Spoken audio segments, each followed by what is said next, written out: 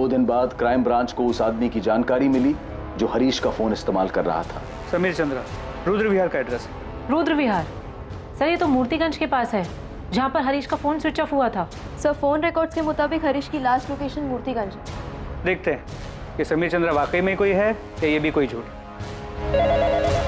और उसी दौरान लाई डिटेक्टर टेस्ट के परिणाम भी सामने आए। हेलो, इंस्पेक्टर शर्मा, मुकेश बोल रहा हूँ। हाँ मुकेश जी, क्या मिला टेस्ट में? आपने उन दोनों को जो भी सवाल पूछे उनके जवाब के रिस्पॉन्स ग्राफ बहुत बारीकी से हमने चेक किया है। उन दोनों में से कोई भी झूठ नहीं बोल रहा है। क्या? उन्होंने किसी भी सवाल के जवाब में झूठ नहीं बोला? नहीं। ये सवाल हमने उन दोनों से पूछा था कि उनका अफेयर है। तुम मनीषा से प्यार करते हो? तुम रुपेश से प्यार करती हो? इंस्पेक्टर आप देख सकते हैं दोनों के पैरामीटर में थोड़ा भी डिस्टर्बेंस दिखाई नहीं दे रहा है। उनके पैरामीटर से तो यही पता चल रहा है कि किसी भी सवाल का जवाब देने में उनको कोई हिचकिचाहट नहीं हुई, तब भी नहीं जब आप लोगों ने उन्हें पूछा कि उन्होंने हरीश को मारा है। रुपेश, क्या ये सच है? तुमने हरीश को मारा है? हरीश को कहाँ मारा? मैंने हरीश जी को नहीं मारा। यहाँ तक कि हरीश को मारने की प्लानिंग भी उन्होंने की थी, लेकिन इस सवाल पर भी उनका रिएक्शन नॉर्मल है। कोई घबराहट, कोई टेंशन नहीं दिखी। तो बेसिकली लाई डिटेक्टर टेस्ट ये कहता है कि उनका आपस में कोई रिश्ता नहीं, कोई अफेयर नहीं। ना ही उन्होंने हरीश को गायब किया है और ना ही उन्होंने उसे मारा है। हाँ,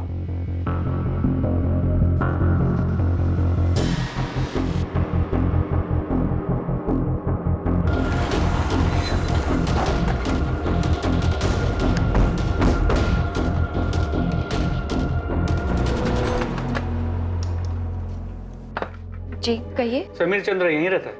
आप लोग कौन? Crime branch. जी, मैं ही समीर चंद्र हूँ। कहिए, क्या काम है? तूने फोन क्यों काटा? हेलो, कौन बोल रहा है? आप बताओ, आप कौन बोल रहे हो? मैं क्राइम ब्रांच से बोल रहा हूँ। ये फोन जिससे तुम अभी बात कर रहे हो हरीश राठौर के नाम का है। सब मैं कुछ समझा नहीं। मैंने फोन किया था तुझे और जब पूछा कि हरीश का फोन तेरे पास कैसे आया, तूने फोन काट दिया। अब तू हरीश का फोन खुद से हमें देगा या हम हमारे तरीके से तेरे घर में ढूंढे?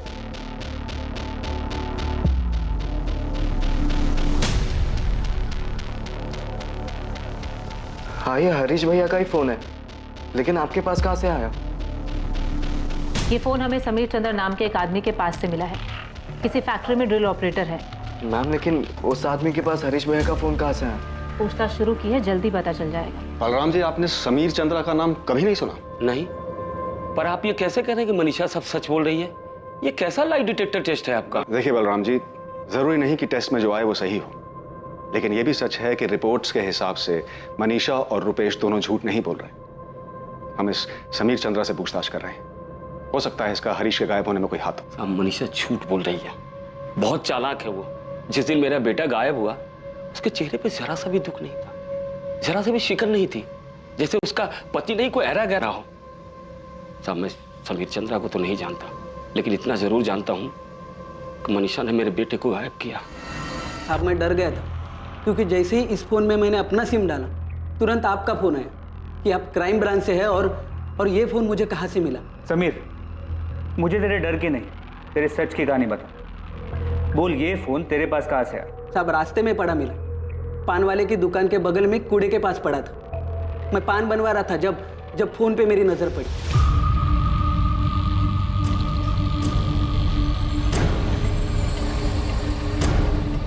तूने ही जबलपुर के रुपेश तिवारी के साथ मिलकर मारा ना हरीश राठौर को? मारा? मैंने किसको मारा साहब? और मैं जानता तक नहीं ये हरीश राठौर कौन है। अगर तू इतना ही मासूम है तो मेरा फोन क्यों कट किया और उसके बाद फोन स्विच ऑफ क्यों कर दिया? इतने दिनों बाद मोबाइल में सिम डाला और पहला ही फोन आपका आया तो मैं डर गया था साहब। इस साला ये क्या मामला है, कहीं मैं फंस ना जाऊं। फंस तो चुका है। हरीश को गायब हुए 2.5 महीने बीत चुके हैं। इतने दिनों से तेरे पास फोन था, तूने अब जाके चालू किया? साहब मैं गरीब आदमी हूँ, एक फैक्ट्री में ड्रिलिंग का काम करता हूँ। मैं क्या किसी को मारूंगा साहब?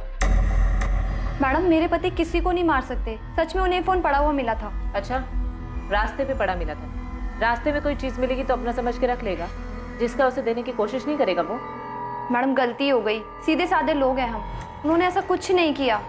बल्कि आपका फोन आने के बाद वो इतना डर गए थे कि फोन फेंकने वाले थे। मैंने सोचा कभी आप लोग मुझे ढूंढते हुए आए तो मैं आपको सब सच बोल दूंगा, इसलिए फोन नहीं फेंका, अपने ही पास रखा।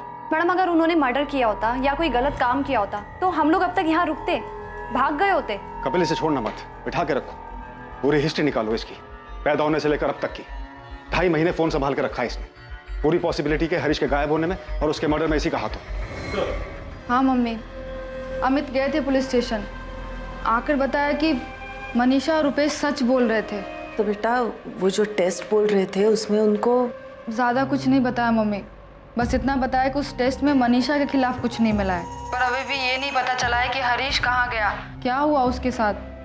बस बता रहे थे कि क्राइम ब्रांच वाले ने किसी आदमी को पकड़ा है जिसके पास हरीश का फ़ोन मिला है, उसी से पूछताछ कर रहे हैं सब।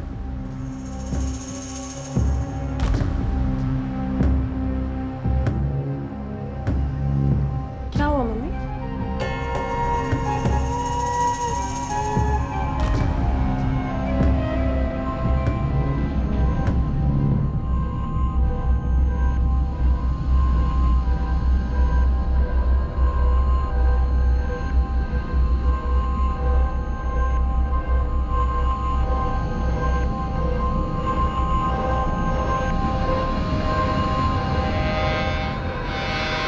नहीं, कभी नहीं मिला इससे और न कभी देखा। हम नहीं जानते सर समीर चंद्रा को, और ना कभी हरीश भैया के मुंह से इसका नाम सुना। अगर इसने हरीश को मारा तो क्यों मारा? क्या दुश्मनी थी मेरे बेटे से? बलराम जी, इसने कुछ किया है या नहीं अभी कह नहीं सकते। फिलहाल इसके बारे में पूछताछ जारी है। सर, हम हरीश के दोस्त अरशद और योगेश को भी बुलाकर समीर की पहचान करवा रहे हैं।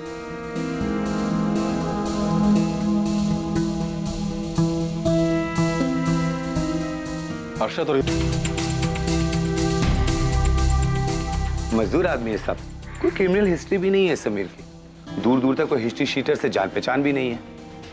मतलब ये पॉसिबल है कि उसे हरीश का फोन सड़क पे पड़ा हुआ मिला? ऐसा ही लग रहा है साहब, गरीब आदमी है, लालच में फोन रख लिया होगा। हमसे इस मामले में कहाँ चूक हो रही है? सारी मेहनत बेकार जा रही है। पहले ही रुपेश तिवारी वाला एंगल सामने आया, लगा केस क्रैक हो गया है, और कुछ नहीं मिला।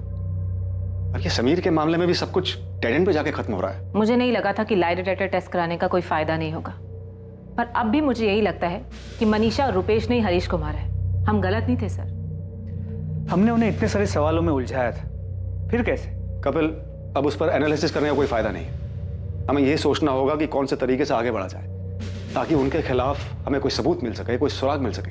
हमें उन दोनों पर नजर रखनी चाहिए, क्योंकि मर्डर के बाद का भी तो कोई प्लान होगा उनका। जाहिर है ये दोनों जितने शातिर हैं, इन्होंने सोचा ही होगा कि पुलिस आएगी, छानबीन करेगी, तो कुछ टाइम तक शांत रहना पड़ेगा, उसके बाद हम अपने प्लान को आगे बढ़ाएंगे।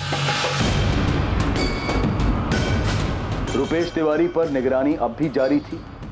उसकी हर गतिविधि पर क्राइम ब्रांच की नजर थी। रुपेश और मनीषा अब भी पार्क में लगातार मिल रहे थे।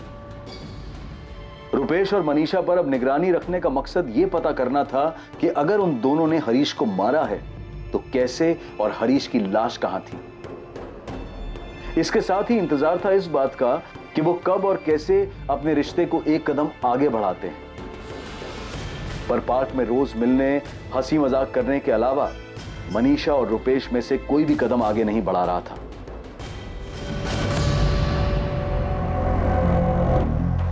कितनी शांत और खुश लग रही है, जैसे कि कुछ हुआ ही नहीं। यस सर, इसे किसी चीज से कोई फर्क ही नहीं पड़ रहा है। आज तक के करियर में इतने शातिर क्रिमिनल्स को तोड़ा है, इसे क्यों नहीं तोड़ पा रहे हम? सर, ताज्जुब की बात तो यह है कि बिना किसी कांटेक्ट के, बिना किसी बातचीत के ये दोनों इतना बड़ा कांड कर कैसे पाए, वो भी इतनी सफाई से कि आज तक हमें हरीश का नामो निशान तक नहीं मिला। सर, मनीषा और रुपेश का मेल मिलाप अब भी जारी है, बल्कि मेल मिलाप के साथ साथ सैर सपाटा भी शुरू हो गए। कभी होटल, कभी नर्मदा में बोटिंग के लिए भी जाने लगे। इसके अलावा और कुछ पता चला? हरीश की बॉडी कहाँ दफनाई है या जलाई है? नहीं सर, मनीषा और रुपेश का सारा कच्चा चिट्टा खोल दिया, लेकिन रत्ती भर भी खबर नहीं लगी कि हरीश को कहाँ गायब किया, कैसे मारा, उसकी बॉडी को कहाँ और कैसे ठिकाने लगा। कहीं हम गलत ट्रैक पे तो नहीं जा रहे कपिल? ये मनीषा और रुपेश के चक्कर में कोई और मोटिव, कोई और कल्प्रिट छूट तो नहीं रहा हमसे?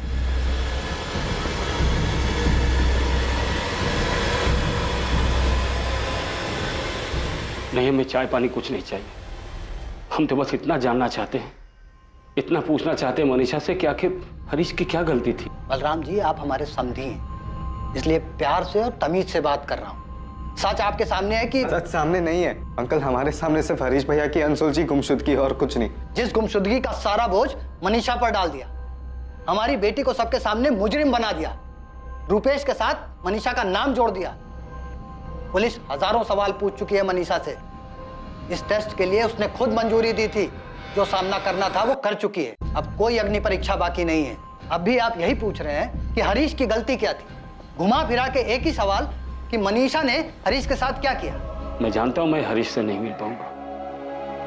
मैंने मान लिया कि हरीश मर चुका है, लेकिन बेटा मैं इतना जानना चाहता हूं कि आखिर ऐसी क्या। बलराम जी, बहुत हो गया प्यार मोहब्बत की बातें। ना आप यहाँ से चले जाइए वरना। पापा एक मिनट। पापा जी, देवर जी, मेरे और हरीश जी के बीच कोई झगड़ा, कोई अनबन नहीं थी। इतना जान ही कहाँ पाए थे एक दूसरे को कि झगड़ा या अनबन होती। मैंने आपसे पहले भी कहा और फिर कह रही हूँ, मैंने नहीं देखा वो कौन दोस्त था जिसने हरीश जी को आवाज़ दी थी। बस यही मेरी सबसे बड़ी गलती हो गई, जैसे आप लोग साजिश मानते हैं। पापा जी, आपने उम्मीद छोड़ दी होगी, लेकिन मैंने नहीं छोड़ी। मैं तो आज भी चाहती हूँ पता चल जाए हरीश जी कहाँ हैं, उनके साथ क्या हुआ है। पापा जी, मुझे ज़्यादा रोना नहीं आता, ज़्यादा दुख दिखाना भी नहीं आता, पर इसका मतलब ये नहीं कि मुझे दुख नहीं होता। मैं नहीं जानती हरीश जी के साथ क्या हुआ है, वो किस दोस्त के साथ गए थे। मैंने हरीश जी के साथ कुछ नहीं किया।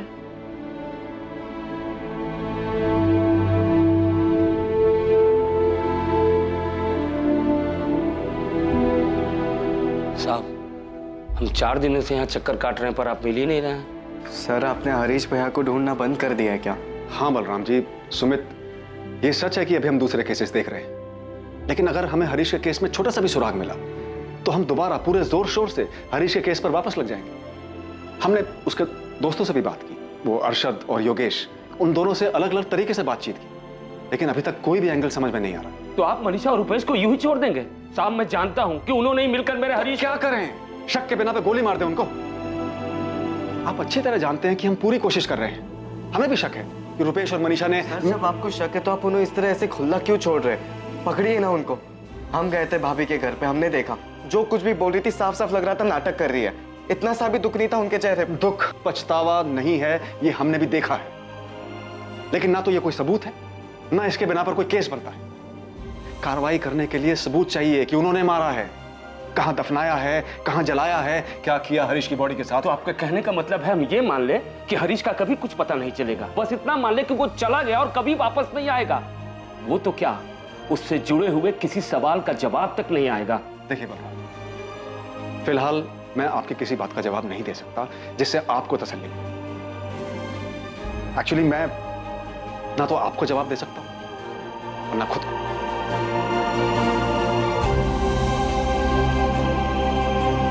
हरीश मिसिंग केस में क्राइम ब्रांच भी कोई हल नहीं खोज पाई, कोई क्लोजर नहीं दे पाई। वो केस जो शायद लापता होने के साथ साथ हत्या का भी केस था।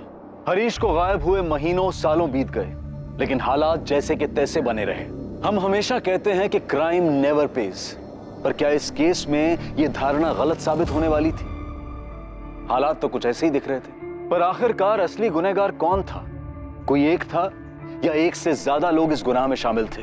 पिछले 4 सालों में हरीश के केस में कोई हरकत नहीं देखी गई, लेकिन अब 2018 में कुछ ऐसा होने जा रहा था जो इस केस की फाइल को दोबारा खोलने वाला था।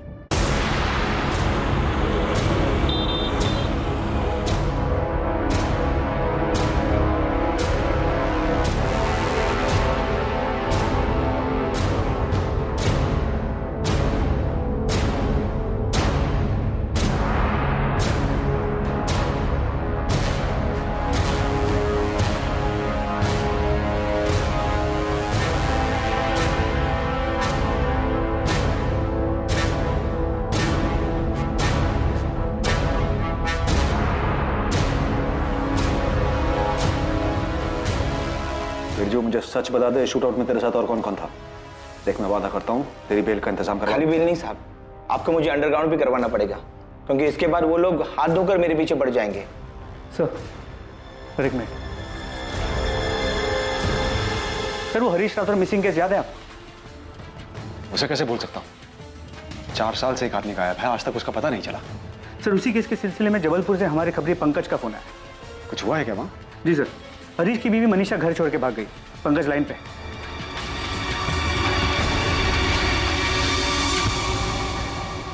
किसके साथ भागी है मनीषा? सोच के देखो साहब, कौन हो सकता है? रुपेश तिवारी। जी साहब, मनीषा 2 रात पहले भागी है। कल रात से रुपेश भी गायब है। मनीषा की फैमिली बहुत परेशान थी। फिर जब रुपेश भी गायब हुआ तो उन्होंने रुपेश पर मनीषा की किडनैपिंग का केस कर दिया। रुपेश का फोन नहीं लग रहा है, इसका मतलब ये थोड़ी है कि मनीषा को लेके भाग गया है। भागा नहीं है तो कहाँ गया है वो? उसके पार्टनर अरविंद को भी नहीं पता है कहाँ है वो। तुम्हें पहले से ही पता था ना क्या चल रहा है। 2 रात पहले मनीषा बिना बताए निकल गई, कल रात रुपेश निकल गया। अरे तुम्हारी बेटी है, तुम्हें नहीं पता है कि वो कहाँ गई है, तो इसमें मेरी और मेरे बेटे की गलती है। मेरा बेटा अपने काम से गया होगा और मैं नहीं मानती कि वो मनीषा को लेके भागा है। मनीषा और रुपेश की खबर मिलते ही भोपाल क्राइम ब्रांच की टीम फौरन जबलपुर के लिए निकल पड़ी। ऐसा लग रहा था मानो जो केस बिना हल हुए 4 सालों से फाइल में दबा हुआ था वो आखिरकार फिर खुलने जा रहा था। कपिल, ये वो केस है जो इतने सालों तक मुझे परेशान करता रहा, जिसे मैं कभी भूल नहीं पाया। ये जानते हुए भी कि हरीश का मर्डर मनीषा और रुपेश ने किया है, हम इसे कभी सॉल्व नहीं कर पाए। मम्मी, क्राइम ब्रांच से खबर आई है, मनीषा और रुपेश तिवारी जगलपुर से भाग गए। और उसके माँ बाप अब भी यही बोलेंगे कि उन दोनों के बीच में कुछ था ही नहीं। क्राइम ब्रांच की एक टीम गई है जबलपुर में। वो कह रहे कि मनीषा भाभी के घर वालों ने केस किया है रुपेश के खिलाफ किडनैपिंग का। ठीक है पापा, मनीषा ने कंचन दीदी को भी फोन नहीं किया। मनीषा सचमुच हमें बेवकूफ तो नहीं बना रही है ना? उसने और रुपेश ने मिलके ही हरीश को मारा हो। रुपेश का फोन बंद है, हमने उसके फोन को सर्विलेंस पर डाल दिया। बाकी कल सुबह तक उसके फोन रिकॉर्ड और मोबाइल लोकेशन के बारे में पता चल जाएगा। मनीषा के पास तो फोन है नहीं, आपसे भी यही कहा होगा उसके माँ बाप? जी, मुझे लगता है कि मनीषा और रुपेश शायद इसी इंतजार में थे कि हरीश का केस ठंडा पड़ जाए, बंद हो जाए, ताकि ये लोग अपना अगला कदम उठा सकें। जगदीश, हमें किसी भी हाल में इन तक पहुंचना है। एक बार ये हमारे हाथ लग जाए तो इस बार इनसे सच बुलवाएंगे नहीं, बल्कि हलक में हाथ डालकर निकालेंगे। अब तो पुलिस क्या, मैं भी यही कहूंगी कि मनीषा ने कुछ गलत किया हरीश के साथ। हमें इतनी जल्दबाजी नहीं दिखानी चाहिए, पहले हमें मनीषा और रुपेश को ढूंढना चाहिए। मैं तो अब भी यकीन नहीं कर पा रहा हूँ कि मनीषा ऐसा कुछ कर सकती है। अगर उसे हरीश से शादी नहीं करनी थी तो उसे पहले ही बोलना चाहिए था, पहले ही रुपेश के बारे में बता देती। मुझे लगता है मामला कुछ और है। क्या मामला हो सकता है, आप ही बताइए। पहले मनीषा भाग जाती है, उसके अगले दिन रुपेश गायब हो जाता है। क्या मामला हो सकता है, बताइए। इस केस ने कई झटके दिए थे और अब जो झटका लगने वाला था वो किसी की भी सोच से परे था। मनीषा घर से भागी, फिर रुपेश भी गायब हो गया और उसका फोन भी बंद हो गया। सबने फौरन 2 और 2 4 का फॉर्मूला लगाया और मान लिया कि दोनों साथ में भागे हैं। लेकिन यहां 2 और 2 4 नहीं बल्कि 5 साबित होने वाले थे।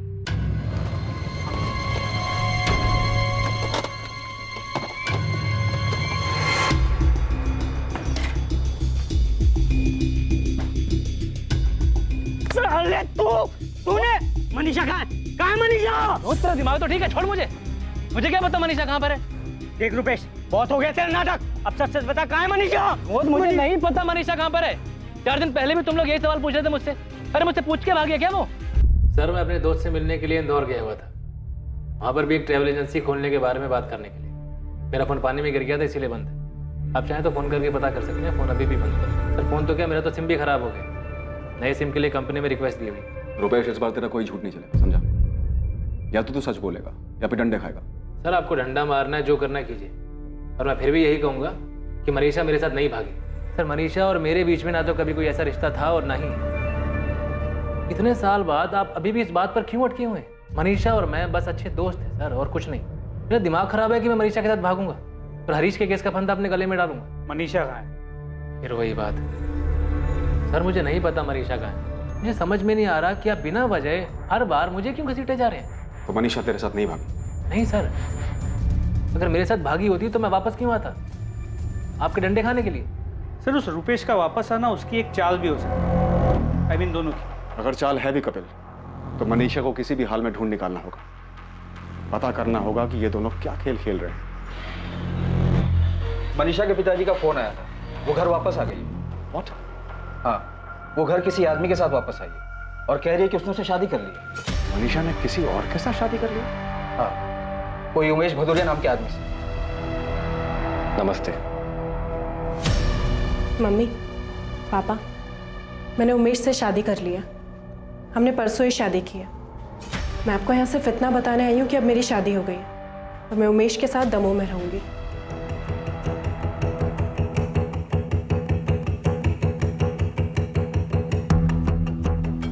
मैं 2 साल पहले उमेश से ही जबलपुर में मिली थी। हम दोनों के बीच बातचीत थी। मुझे उमेश अच्छे लगने लगे और फिर मैंने उससे शादी करने का फैसला कर लिया। फैसला कर लिया? तू इतनी बड़ी हो गई कि फैसला करने लगी? हमें पूछने बताने की जरूरत नहीं समझी? मम्मी, मैं हरीश जी के गायब होने, उनके मरने का बोझ अपने सर पर उठाते उठाते थक गई हूँ। मेरी भी एक जिंदगी है, मैं भी जीना चाहती हूँ, पर इस बारे में तो किसी ने सोचा ही नहीं। और अगर मैं उमेश के बारे में बताती तो भी क्या होता? फिर से वही तमाशा शुरू होता। हरीश जी के घर वाले पुलिस के साथ यहाँ धरना देते और कहते, देखा, इसलिए इसने हरीश को मारा था। और मैं कब तक ऐसे पति ऐसी शादी के सहारे जीती जो 4 साल पहले ही चला गया, और उसके गायब होने की वजह से मुझे न जाने क्या क्या सहना पड़ा। हजारों सवालों के जवाब देने पड़े।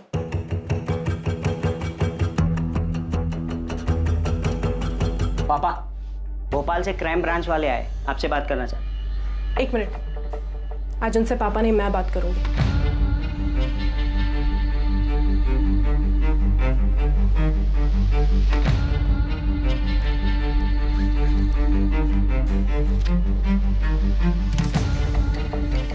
ये मेरी और उमेश की शादी का सर्टिफिकेट। हमने परसों मंदिर में शादी की और दमोह में शादी को रजिस्टर करवाया। अब प्लीज इसे ध्यान से देख लीजिए, क्योंकि आज के बाद मैं आपको कोई सफाई नहीं देना चाहती। हो गई तसल्ली?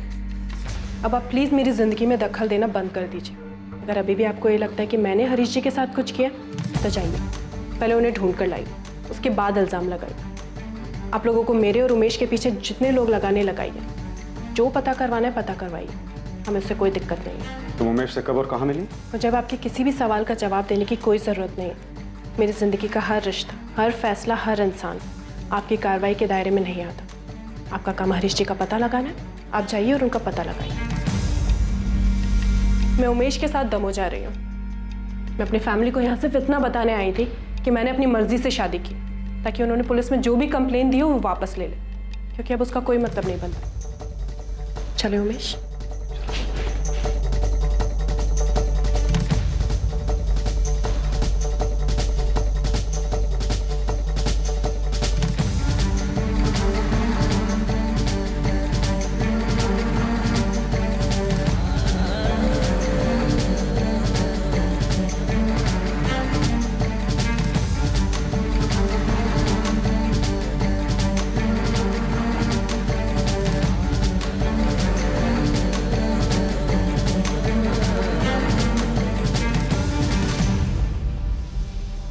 साहब, कहीं मनीषा ने रुपेश के बजाय उमेश के साथ मिलकर तो नहीं? बलराम जी, हम उमेश के बारे में पता लगा रहे हैं, लेकिन अभी तक ऐसा कुछ भी सामने नहीं आया है कि हरीश के साथ शादी करने से पहले मनीषा और उमेश एक दूसरे को जानते थे। यहाँ तक कि मनीषा के परिवार में भी कोई उमेश को नहीं जानता। सर, ये मनीषा बहुत शातिर है। पहले आपको रुपेश के साथ इतना सब कुछ मिला और अभी अचानक से उमेश आ गया। सर, उमेश का आना भी मनीषा की कोई प्लानिंग होगी। ये पक्का कोई खेल खेल रही है सर। सुमित, हम मनीषा की चाल समझने की कोशिश कर रहे हैं कि आखिर ये चल क्या रहा है। 4 साल बाद हमें लगा कि हरीश के केस में कुछ हाथ आया है, लेकिन जब वहां जाकर देखा तो उसका कुछ अलग ही पैतरा सामने आया। आपने पहले भी तो पूछताछ की थी, तो कौन सा सच सामने आ गया?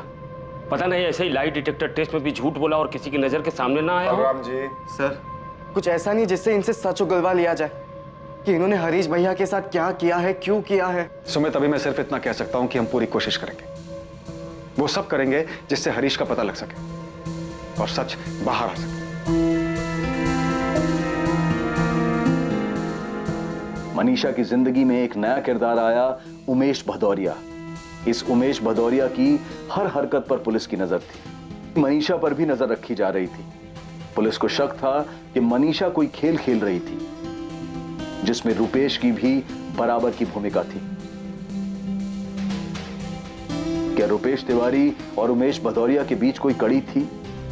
नहीं सर, फोन रिकॉर्ड्स में ऐसा कुछ नहीं मिला जिससे ये पता लगे कि रुपेश और उमेश का कोई कनेक्शन है। पूजा के ये रुपेश, मनीषा और उमेश सच में कोई खेल खेल रहे, इतने शातिर हैं, या फिर हम इनके पीछे पड़ के एक बंद अंधेरी गली में चक्कर काट रहे हैं? मैं इतना कह सकती हूँ कि हम गलत ट्रैक पर नहीं हैं। मनीषा ने हरीश को मारा है, हम पहले भी ये बात जानते थे और आज भी जानते हैं। बस एक बात समझ नहीं आ रही कि उनका सच सामने कैसे लाए।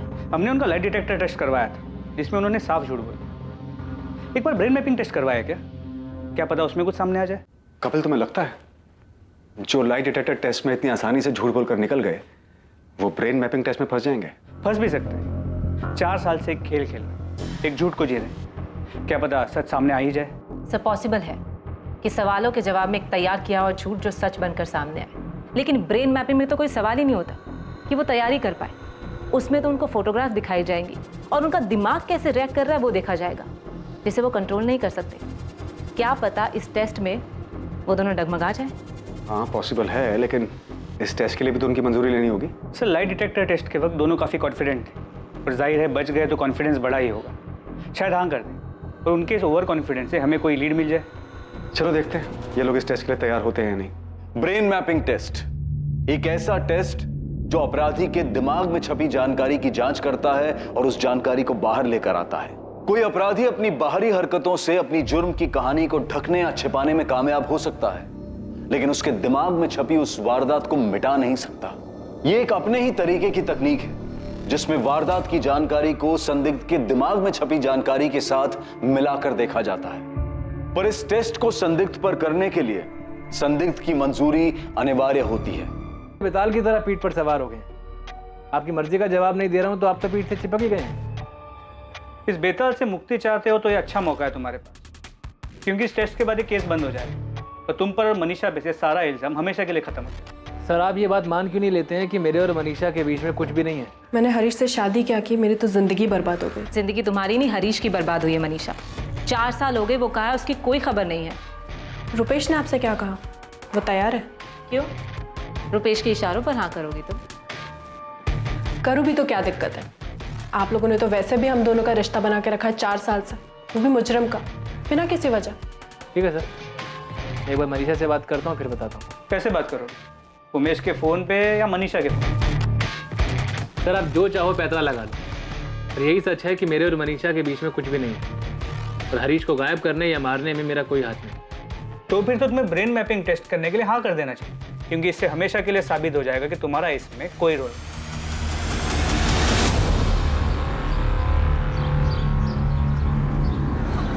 कैसी है? मम्मी पापा भी नाराज है तुमसे?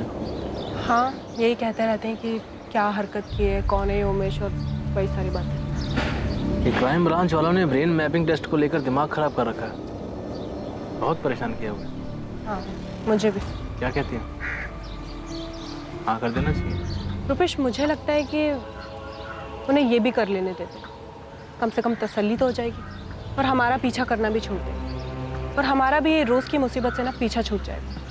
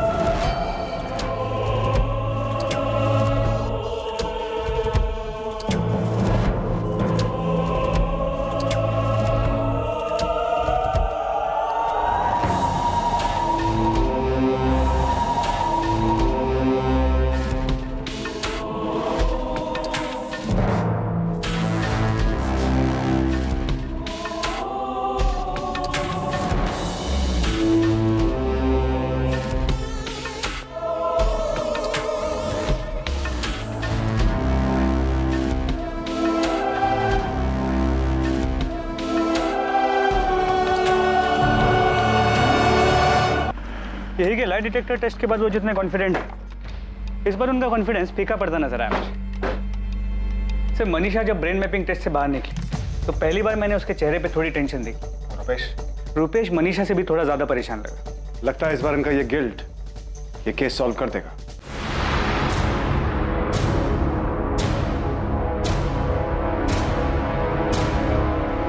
मनीषा उन लोगों को कैसे पता चला? रुपेश मुझे नहीं पता उन्हें कैसे पता चला। नहीं, उन लोगों को कुछ नहीं पता। उन लोगों को किसी भी हाल में कुछ पता चल ही नहीं सकता। कुछ पता नहीं चल सकता तो उन्होंने वो फोटो हमें क्यों दिखाया? जबकि ये तो मुझे भी नहीं पता था, तुमने मुझे बताया था। और ये बात मैंने तुम्हारे अलावा किसी को नहीं बताई थी। रुपेश कहीं मंजीत तो उनके हाथ नहीं लग गया? कहीं मंजीत ने तो। मनीषा वो लोग मंजीत तक कैसे पहुंचेंगे? हो ही नहीं सकता। रुपेश मुझे लगता है इस बार उन्हें पक्का कुछ मिला है, कुछ पता चला है। रुपेश कुछ भी हो, पर अब मैं वापस नहीं जाना चाहती। इतना सब होने के बाद अब फिर 4 साल बाद ये। मनीषा ऐसे घबराने की जरूरत नहीं है। मुझे नहीं लगता कि उन्हें कुछ भी मिला है। अगर उन्हें कुछ नहीं मिला तो उन्होंने हमें वो खोदी हुई जगह, वो गड्ढा, वो खोदा हुआ गड्ढा क्यों दिखाया? हो सकता है उन्होंने वो फोटो वैसे ही हमें दिखा दी हो। रुपेश, तुम अब भी इतना शांत कैसे रह सकते हो? तुम्हें टेंशन नहीं हो रही कि? मनीषा, टेंशन हो रही है, पर मुझे नहीं लगता कि मुझे लगता है ये टेस्ट हम पर भारी पड़ने वाला है। ये वो लाई डिटेक्टर टेस्ट नहीं है। इस बार वो लोग हमें नहीं छोड़ेंगे। मनीषा, कुछ नहीं होगा, वो बस हमें फंसाने की कोशिश कर रहे हैं। अब तुम ऐसे घबराओगी तो उन्हें जरूर हम पर शक हो जाएगा। तुम शांत रहो बस, बाकी मैं संभाल लूंगा।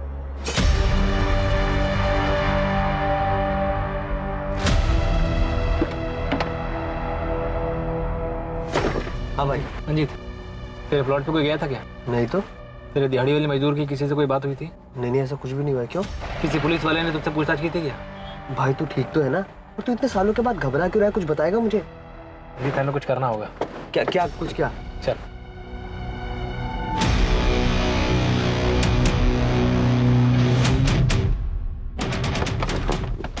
अरे रुपेश, करना क्या है बताएगा? मिसी ऐसे यहाँ नहीं छोड़ सकते। यहाँ नहीं छोड़ सकते मतलब? तेरा दिमाग तो ठीक है? हैं? करेगा क्या निकाल करके? निकाल कर डिस्ट्रॉय करना पड़ेगा ताकि उनके हाथ में कुछ भी ना लगे। अरे यार, पता नहीं तू क्या करना चाह रहा है। अरे यार, यहाँ कुछ नहीं आया, कोई खुदाई उदाई कुछ नहीं हुई है। जीत, फावड़ा उठा, खुदाई शुरू कर। जो भी बचा उसे निकाल के खत्म करना है। अरे कंकाल के अलावा कुछ नहीं बचा होगा। जो भी बचा है निकाल के खत्म करना है, उसे शुरू कर।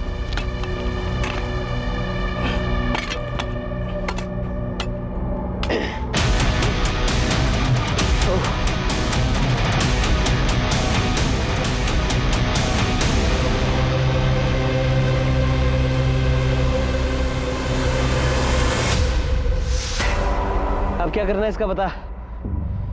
एक काम करते हैं, इसकी हड्डियों को चूरा करके ना कहीं दूर फेंक के आते हैं। गाड़ी में चादर रखी, मैं लेकर आता हूँ।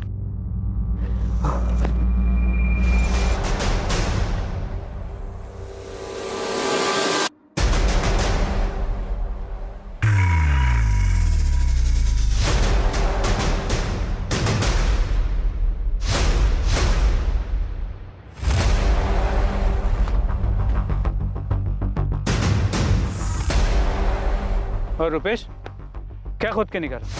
हमें भी तो दिखा। चल, अरे चल। क्या है? पकड़ो उसे।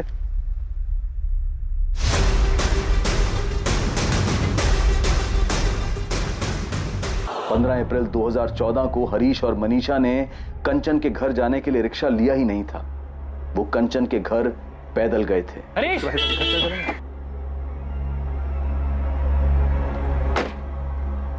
कैसे हो? मैं ठीक हूँ भाई। यहाँ कैसे? भोपाल में? भोपाल में किसी काम से आया था, वापस जा रहा था तो तुम दोनों पर नजर पड़ी, सोचा मिलते ही चलो। ठीक किया। कैसे हो मनीषा? ठीक। यार अच्छा हो तुम मिल गए। हाँ। थोड़ी देर के लिए मेरे साथ चलो ना, मुझे तुम्हारी हेल्प की जरूरत है। अभी? हाँ यार, अभी मैं मनीषा को लेकर के कंचन दीदी के यहाँ छोड़ने जा रहा था और वहाँ से फिर काम पे भी जाना है। तो एक काम करो, तुम शाम को घर पे आ जाओ ना, बैठ के बातें करते हैं हम लोग। यार हरीश, बस आधे घंटे की बात है। एक्चुअली मैं भोपाल में एक नया काम शुरू करने की सोच रहा हूँ। तुम तो यहीं के हो, सही आइडिया दे दोगे। चलो ना, और शाम को वापस जा रहा हूँ तो मिल नहीं पाऊंगा। चलते चलते बात कर लेंगे। कम मैं जाऊँ मनीषा? तुम अकेले चले जाओगी और मैं लौटते समय तुम्हें उठा लूंगा। चलो मनीषा, टाइम मिला तो शाम में मिलता हूँ। हाँ चल, बाय बाय। हाँ अरे बैठे ना प्लीज।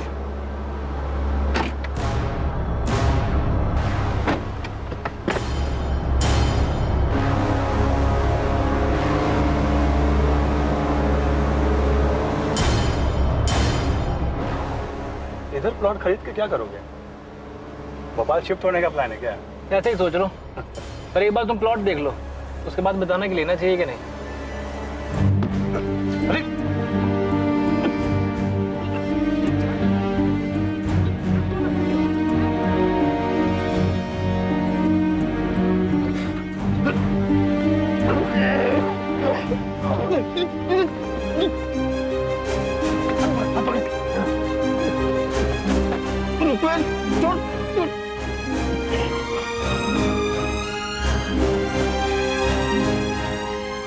बलराम जी, हमें एक कंकाल मिला है। वो हरीश का ही है, ये कंफर्म करने के लिए हमें डीएनए टेस्ट करना पड़ा। रुपेश ने यहाँ भोपाल में हरीश को मार दिया था। जबलपुर के पास रुपेश के एक दोस्त मंजीत का प्लॉट है। मारने के बाद वो लोग हरीश की बॉडी को वहां ले गए और उस ओपन प्लॉट में दफना दिया। क्यों क्यों किया मनीषा ने ऐसा? क्योंकि मुझे रुपेश से शादी करनी थी, और अगर ये बात मैं अपने घर में बताती तो मेरे घर वाले इस शादी के लिए कभी तैयार नहीं होते। कैसे पता तैयार नहीं होते? तुमने तो अपने अफेयर के बारे में उन्हें कभी बताया ही नहीं। मुझे लगा था वो मना कर देंगे। तुम्हें लगा? मगर पूछा नहीं। तुम्हें यह कैसे लगा कि तुम एक शरीफ आदमी के साथ शादी कर लोगी, उसे मार दोगी और फिर बड़े आराम से रुपेश के साथ दूसरी शादी कर लोगी, आराम से जिंदगी जी लोगी? ये कैसे लगा तुम्हें? ऐसा हो नहीं पाया, मुझे लगा था ऐसा ही होगा। सर ये बात करने के लायक नहीं, शक्ल देख लो इसकी। दो मारना है मार लो, जितना मारना है मार लो। ये उमेश कौन है? ये क्या नाटक था? रुपेश का नाटक था, क्योंकि ऐसे तो हमारी शादी होने से रही, तो हमें ये एक और नाटक करना पड़ा। रुपेश अब क्या प्रॉब्लम है? भाग चलते हैं ना, भाग चलते हैं यहाँ से। वैसे भी हरीश को रास्ते से हटाने के बाद हम वो लाई डिटेक्टर टेस्ट से भी बच गए, और अब तो 2 साल हो चुके हैं, कोई ढूंढ भी नहीं रहा होगा उसे। मनीषा अभी कुछ बोल नहीं सकते हैं। पहले वाली पुलिस टीम ने तो केस ही बंद कर दिया था, वो लोग मुझ तक कभी पहुंच ही नहीं पाए थे, लेकिन इस बार तो क्या ये सब करने के बाद हम अभी भी दोस्त होने का नाटक करते रहेंगे? शायद इतना सब्र किया थोड़ा और से। अगर क्राइम ब्रांच वालों ने हमें ऐसे सुमड़ी में नहीं पकड़ा होता ना तो और बात है। अब हम भागेंगे या तुम अपने घर पे मुझसे शादी के लिए बात करोगे ना तो वो लोग हमें छोड़ेंगे नहीं। लिख कर देता हूँ, कुछ ना कुछ जरूर खोद निकालेंगे। अभी तक तो वो लोग मंजिल तक पहुँचे नहीं हैं, अगर थोड़ा और ढूंढेंगे ना तो उस तक भी पहुँच जाएंगे। तो क्या अब हमें सारी जिंदगी ऐसे ही रहना पड़ेगा? इसलिए हमने ये सब किया था। मंजीत उमेश को जानता था, वही उसे लेकर आया था। मतलब उमेश का रोल सिर्फ शादी करके डिवोर्स देने तक का था? जी, उमेश मनीषा को डाइवोर्स देता, मनीषा वापस अपने घर चली जाती, और कुछ टाइम बाद मैं मनीषा की फैमिली से हमारी शादी की बात करता। मतलब यही सब कुछ तुमने हरीश के केस में भी सोचा था? तुम हरीश को मार दोगे, मनीषा अपने घर चली जाएगी, सबको यही लगेगा कि हरीश मनीषा के साथ शादी करके खुश नहीं था, इसलिए सब कुछ छोड़ छाड़ के चला गया, और फिर तुम इसकी फैमिली से अपनी शादी की बात करोगे। यही प्लान था ना? जी हाँ। तुम अपना फोन जबलपुर में छोड़कर आए थे, फिर 15 अप्रैल को इतनी सफाई से प्लानिंग कैसे की कि ये लोग कितने बजे कंचन के घर जाएंगे और तुम इनसे रास्ते में टकराओगे? फोन से मैंने मनीषा को फोन लेकर दिया था, जिसके बारे में और कोई नहीं जानता था। वो फोन का है? वो फोन तो मैंने कब का तोड़ के फेंक दिया। उसका नंबर तो होगा, या उसे याद दिलाने के लिए तुझे तोड़ू? नंबर मेरे पास है। कब से चल रहा था तुम दोनों का अफेयर? मनीषा की शादी के 1 साल पहले से। मतलब हरीश के साथ शादी, उसका मर्डर, उसे दफनाना, उमेश का आना, ये सारी प्लानिंग किसकी थी? मनीषा तुम्हारी या रुपेश तुम्हारी? दोनों की थी। ये सब हमने मिलकर किया है।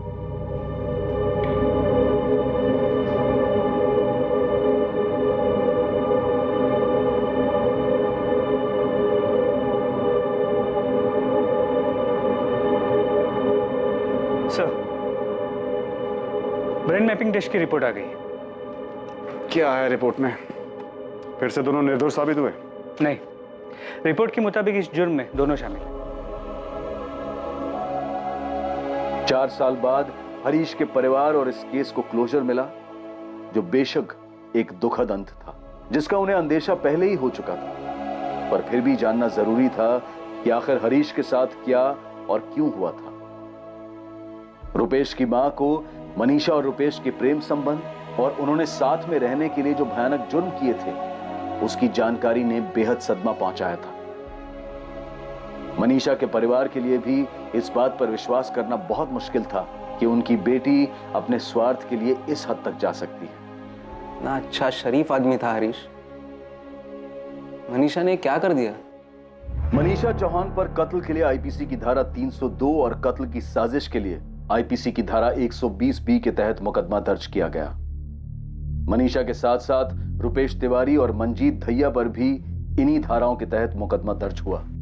क्राइम नेवर पेज, ये बात एक बार फिर से साबित हुई, और मनीषा और रुपेश की अभेद साजिश के बावजूद, उनके अपने कड़े रुख से टस से मस न होने के बावजूद उन्हें कुछ नहीं मिला, और आखिरकार 4 साल बाद उनका झूठ सामने आ ही गया। सच को छुपाना, झूठ का नकाब लगाए रखना, ये सारी चीजें एक दिमागी रूप से कमजोर, गलत इरादे वाले असुरक्षित इंसान का सहारा होती हैं। पर यह नकाब ज्यादा दिन तक नहीं टिकता और इससे कुछ हासिल नहीं होता, और एक ना एक दिन सच्चाई सामने आ ही जाती है। और सबसे महत्वपूर्ण बात, कैसे कोई इंसान अपनी प्रेम कहानी को पूरा करने के लिए अपना घर बसाने की उम्मीद रख सकता है, जबकि उसके इस प्यार, उसके इस घर की नींव किसी मासूम की लाश पर टिकी हुई हो।